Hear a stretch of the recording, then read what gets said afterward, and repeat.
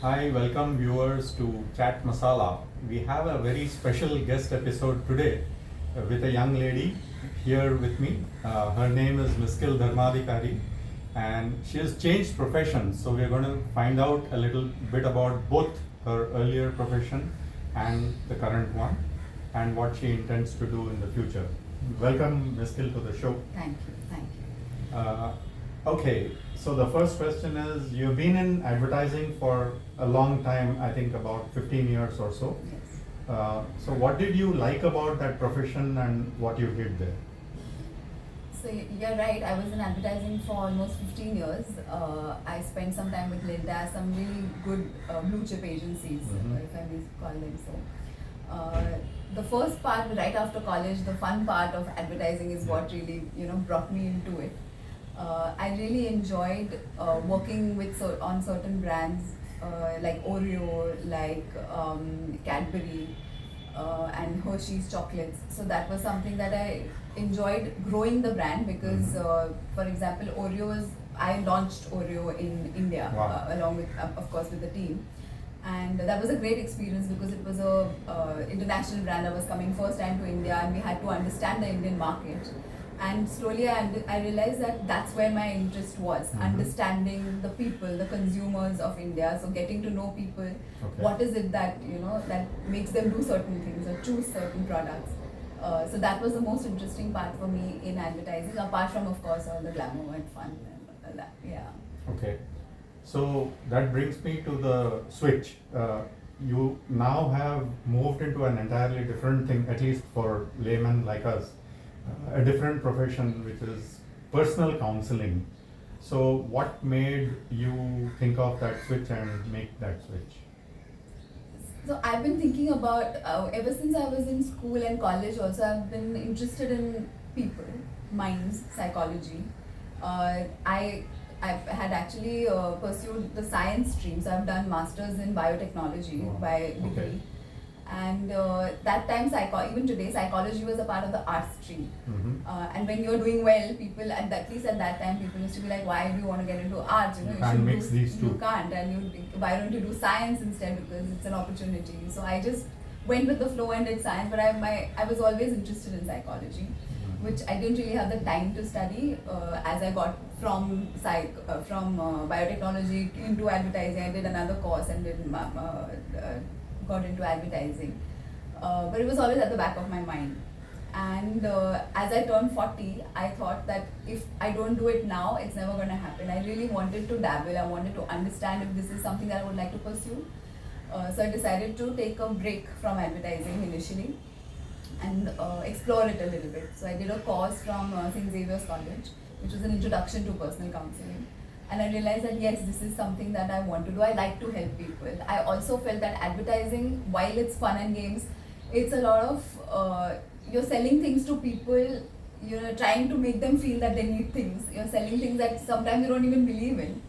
And after a point, after working in the field for so long, I started feeling a little dissatisfied with what I was doing. I wasn't feeling like I was not feeling like I'm doing something which helps. And I felt like giving back. It was time for me to give back in some way. More meaningful, more with purpose, something that I would feel proud of. And there's so many people today, and we see after COVID especially, people have become much more aware of mental health. The stigma is slowly coming down. And I thought this is the right time for me to enter the field as well. So after the short course that I did with in Xavier's, I realized that this is something that I wanted to study further. And then I did a whole diploma in integrative counseling.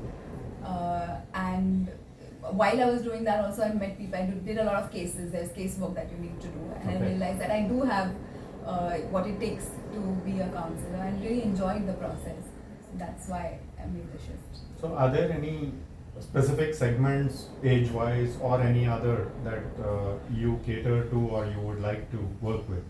Yes, there are. As of right now, I'm working with everybody over the age of 20. About 20 to 70 is the age group that I want to work with. Eventually, I do want to focus on women who are going through a transition, because the way I know that I went through after 40, for example, after that, a lot of things change. your children grow up, you maybe you feel like in your career also there is a certain kind of stagnation that happens, you want to move. At home things change, the family dynamics change. So that's a big, of course, and physically you are changing as well. So perimenopause, menopause sets in, which comes with its own load of issues. I feel that's the time when women really need someone who they can speak to and overcome that bump that happens. That's what I would like to focus on. But I also see all clients, all kinds of clients, people going through different transitional times, people who have depression, trauma. So all of these, whoever needs to learn some coping mechanisms to deal with the situations they are in. Maybe empty nesters. Empty nesters, of course, and even youngsters. I mean, in the 20s nowadays, there's so much peer pressure. Actually, I have heard there are counselors in school these days as well, which wasn't the case earlier. Yes. So most schools have that, and it's a mandate now. So at least on their roster, they need to have someone who will come in as and when required. Even corporates now need to have a counselor on board, because the kind of pressure and stress that even the employees go through is quite daunting. So they also have counselors that come in once a week to meet. If there is somebody who needs to consult with someone, they usually have. So do you think online counseling works as well as a physical meeting? Surprisingly, I do. I mean, initially I also thought that, of course, there's a different dynamic when you are in person. But I feel counseling online works very well, especially because you're completely focused on that computer and you can see them really closely. You know exactly what's going on. When you're in person, there are a lot of things that are actually at play. Yeah, going around. Yeah. So here I feel I myself was quite surprised when I realized that it's a connection. It's a very deep connection that happens online, and I think it's very, very effective. Okay, so why do you think there is such a big increase in the amount of people who may require counseling these days? I feel it's not an increase in the number of people who require it. It's just that the awareness is now there. Better.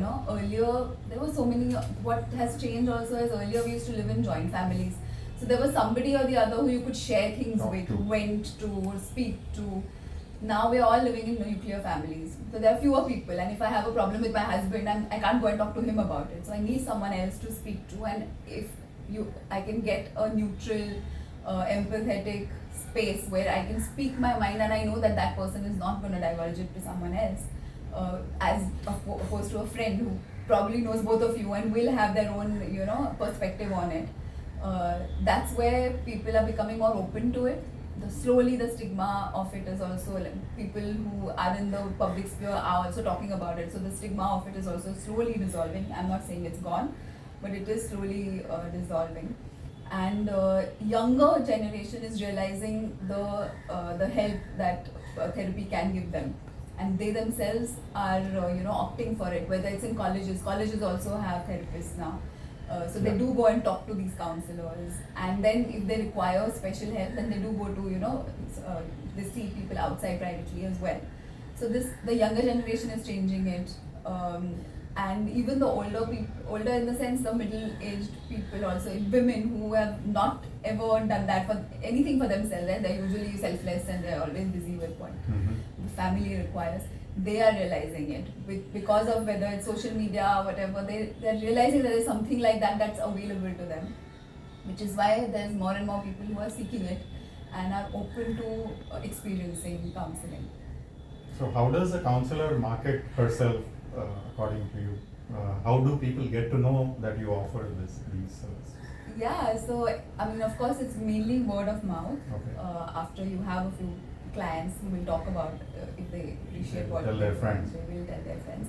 But you have to be visible to people. You have to talk about it. There are ways to give talks, in certain, or social media, of course. But you can actually go and speak to groups of sets of people, groups of people, where you talk about certain topics, perhaps, or so that's one way of spreading. Okay, so good. It sounds very interesting and of course challenging on both sides. I mean, for the people who you counsel as well as to you, you're growing into a new profession. So all the best and hope that it goes well for both. Thank you so much. much for Thanks. having me. Look.